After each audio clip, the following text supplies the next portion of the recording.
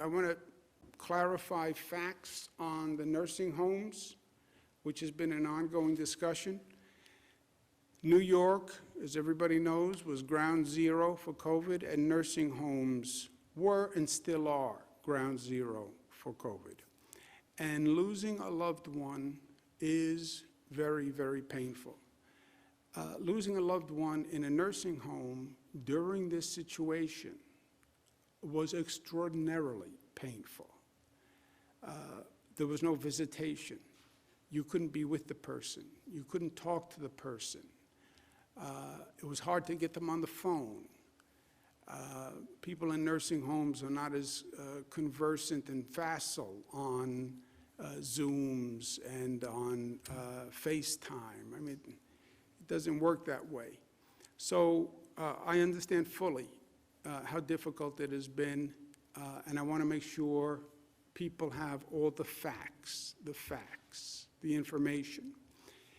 This past year, there is a toxic political environment, and everything gets politicized, and there's political spin, and then there are facts. Two very different things. And I just want to make sure people have facts. Last August, Department of Justice sent a letter to Democratic governors, 4 of them, New York, New Jersey, Michigan, Pennsylvania, asking for information on public nursing homes. New York State Legislature also sent a letter asking for information on nursing homes. We paused the state legislators' request while we were finishing the DOJ request. We told both houses, the Assembly and the Senate, that we had DOJ requests for information and we were prioritizing that. We did give the DOJ request precedence, and we told both houses that. The August request we replied to fully. Separately, DOH got a DOJ letter signed by Jeffrey Clark, the attorney, in October, which we learned about from the New York Post. We didn't even get the letter. Post called and told us about a letter. And that requests information on an investigation on private nursing homes. And we have been voluntarily producing information for that on a rolling basis as recently as January 8th, as offered by DOJ, the rolling basis production. Second, we paused the state legislature's request. We paused the state legislature's request. We voluntarily complied with the DOJ request for information. Two very different things. The New York State DOH has always fully and publicly reported all COVID deaths in nursing homes and hospitals. They have always been fully reported. Nursing homes had the most vulnerable population. We know that. Nationwide, 36% of the deaths are in nursing homes. You know what percent of the population are people in nursing homes? 1%. 1% had 36% of the deaths. New York is 34 in nursing home deaths as a percentage of total deaths, 34 out of 50 states. New York is one of only 7 states that counts what's called presumed fatalities in nursing homes, where the nursing home presumed the cause of death was COVID. To give you an example, New York State, 13,000 nursing home related deaths. That's 30% of total deaths. Pennsylvania had 11,900. That's 52% of their total deaths were in nursing homes. Florida, 34% of total deaths in nursing homes. Massachusetts, 54% of total deaths. If you look at the entire country and you look at the percentage of deaths in nursing homes, New York is number 34. You have some states that up to 73% of the people who died in nursing homes. COVID preys on senior citizens, older people, weaker people. We've always known that. That is a fact. Now, there is much distortion around what's called Department of Health memo on March 25th. And I want to make sure that we get the facts on this. On March 13th, Federal Center for Medicaid and Medicaid Services, what they call CMS, and on March 23rd, the Center for Disease Control, CDC, put out guidance sending people from hospitals back to nursing homes. New York State DOH followed that guidance. 12 other states, at least, followed that guidance. The CDC, CMS, DOH reasoning at the time, residents who were leaving the hospitals were not likely to be contagious because at that time, the viral load is so low that you're not contagious, and they were going to be what's called cohorted, cared for in areas that are separate with other people under the right precautions. Patients, particularly senior citizens, should not remain in hospitals longer than necessary because they can get a secondary infection. That's true all across the board, especially with seniors. They try to get the procedures done. They try to get people out of the hospital before they can come up with a secondary infection that's problematic. The patients were not sent to nursing homes. The nursing home had to agree that they could care for this person. That is a matter of law. They cannot accept a patient who they are not prepared to care for properly, staff, PPE, ability to cohort. That is in the law. If they don't do that, they violate the law. At the time, remember what was going on in March. The experts were projecting that our problem and our critical need was hospital capacity. We sat here every day with the hospitalization chart. We were looking at up to 140,000 people hospitalized.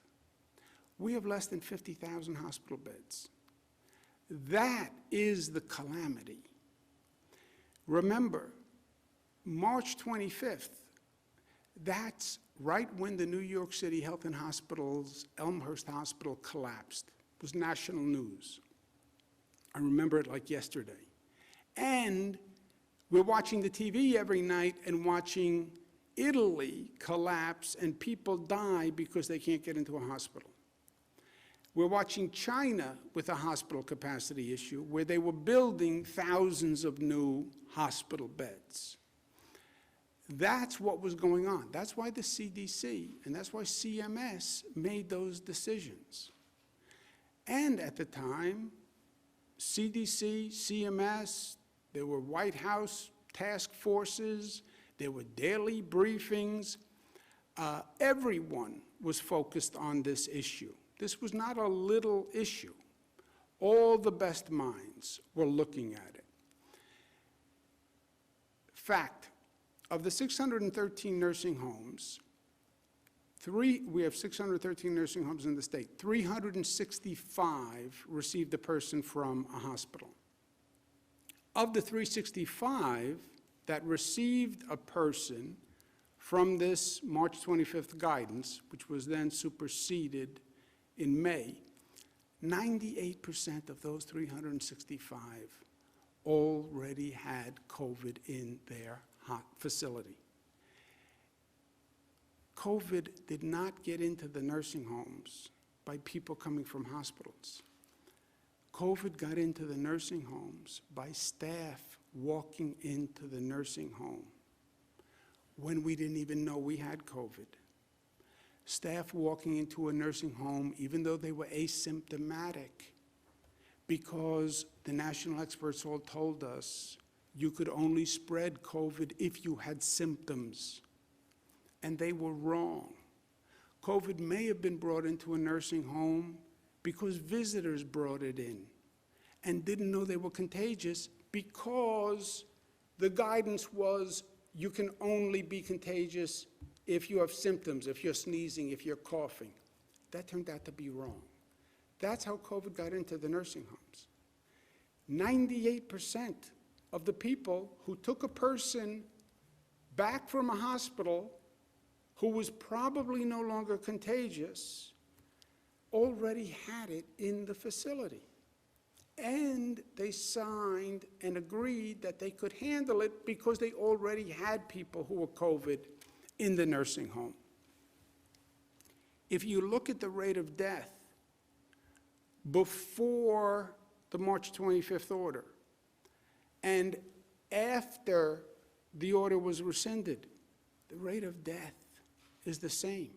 By the way, if you look at the rate of death in the nursing homes, in the spring overall, and in the second surge, the winter-fall surge, the rate of death is the same. These decisions are not political decisions. They're all made on the best information the medical professionals have at the time. And in New York, we talk to the best experts on the globe. And I've said to the people of the state many times, nobody's been here before. Nobody knows for sure. COVID is new. They're all giving you their best advice at the time. And these are really quality people. Dr. Osterholm, Dr. Fauci, all the main institutes that were giving advice to the nation. We had people come from the World Health Organization who dealt with China, who came to Albany, literally, to advise us. We're blessed to have Dr. Howard Zucker as our health commissioner. He's trained at Harvard, UPenn, Johns Hopkins, served at HHS, WHO, NIH. He teaches at Columbia and Yale University. If we had to pay him what he was worth, we couldn't afford it. And he gave his best advice on the information that he had at the time. I would trust Dr. Zucker with my mother's care. That's why I trust him with your mother's care. I wouldn't have anyone as the health commissioner who I wouldn't trust with my mother. And that's why I trust him with your mother. To be clear, all the deaths in the nursing homes and in the hospitals were always fully, publicly, and accurately reported. The numbers were the numbers, always. People did request information beyond the place of death, not just how many in a nursing home, not just how many in a hospital. They did request different categorizations beyond those counts. How many people died who were in a nursing home but then went to a hospital? How many people died who were in a hospital but then went back to a nursing home? How do you count presumed COVID deaths? Everyone was busy. Everybody was here every day. We're in the midst of managing a pandemic. There was a delay in providing the press and the public all that additional information. There was a delay. What did we learn from this entire situation? What are we still learning? There are hospitals that perform well, and there are hospitals that performed less well. We still see hospitals performing less well. When you look at those vaccination numbers, hospitals with the same demographics of workforce, in the same region, with different vaccination rates of their staff, that's indicia of performance of those hospitals. There are nursing homes that performed well, and there were nursing homes that did not perform as well. We have to learn from it, and we have to correct it before we have another surge and another pandemic. And by the way, we are going to have another pandemic. As I sit here, I would plan on it. And yes, this was never seen before. And yes, hospitals had to deal with something they never had seen before. And yes, nursing homes had to deal with something they had never seen before. But they will see it again. And now we have to learn from it before it happens again. Our focus, I believe, is going to be on the for-profit nursing homes. Hospitals, low-performing hospitals, but also in the for-profit nursing homes. I have long believed that there's a tension in a for-profit nursing home because those institutions are trying to make money. If you're trying to make profit, it's too easy to sacrifice patient care. Everything becomes one or the other. Do you want to hire more staff, or do you want to make more profit? Do you want to buy more PPE and stockpile more PPE, or do you want to make more profit? Do you want to buy new equipment, new beds, new sheets, new furniture, invest in the facility, or do you want to make more profit? That tension is a problem, and that has to be resolved legislatively, because I don't want to leave it to these for-profit owners to decide what's right, what's wrong. Let's learn these lessons. We have to implement hospital reform and nursing reform, and we have to do it in this budget cycle. COVID isn't done with us. Implement the lessons now, and we're going to propose them in the 30-day amendments. If you're a for-profit nursing home, I believe it should be mandated how much you put back into the facility and how much profit you can make. I believe that. Nursing home, hospitals that have these issues, they have to improve, and we have to take it into consideration when there's a surge. If there's an influx into hospitals, not all hospitals can handle it equally. And that's why you saw some hospitals fail. If you could do it all over again, just rewind the tape. I understand the public had many questions and concerns, and the press had many questions about nursing homes primarily. And I understand that they were not answered quickly enough. And they should have been prioritized and prioritized those requests sooner. I believe that. I understand the reasons.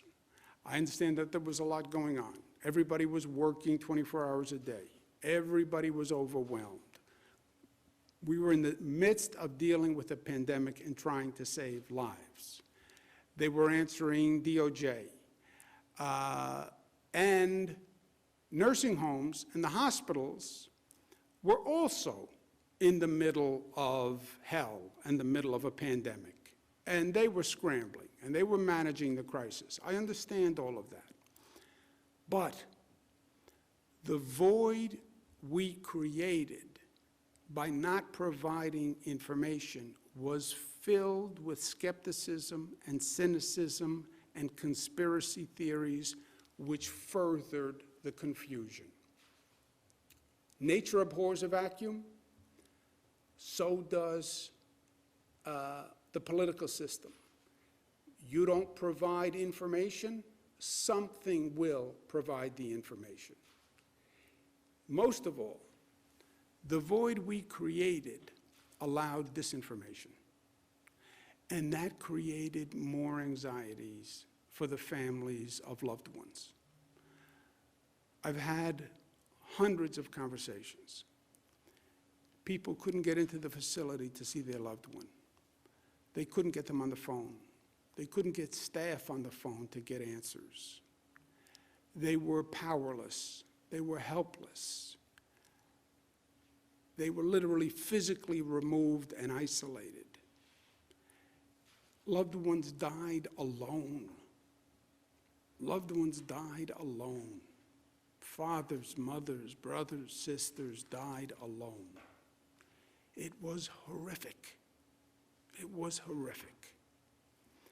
And then the void in information that we created started misinformation, disinformation, conspiracy theories, and now people have to hear that. And they don't know what is the truth. The truth is everybody did everything they could. The truth is you had the best medical professionals and advice on the globe. The truth is it was in the middle of a terrible pandemic. The truth is COVID attacks senior citizens. The truth is, with all we know, people still die in nursing homes today. People still die every day. We're testing the staff twice a week. There's no visitation. People still die. You would have to hermetically seal a nursing home. They actually tried this in France, where the staff lived in the nursing home. Anybody can bring it in. A delivery man brings it in. The heating repairman brings it in. The food service brings it in. Staff person goes home, meets with their family, someone in the family has it, staff member comes back, the staff member brings it in. Even when you're testing twice a week, you'll get people who have it and you'll miss them in the twice a week. That is the reality. But not providing the information creates the void.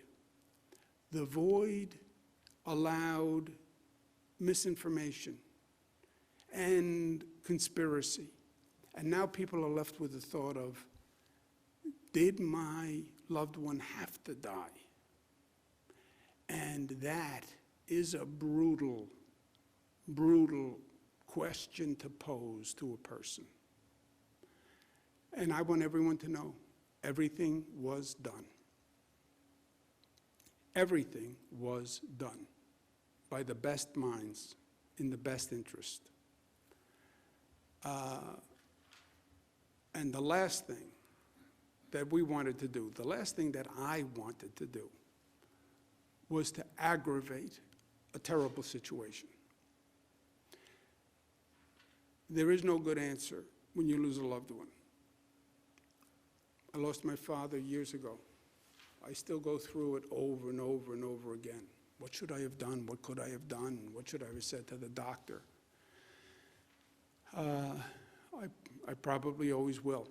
Last thing I wanted to do was to aggravate that for anyone.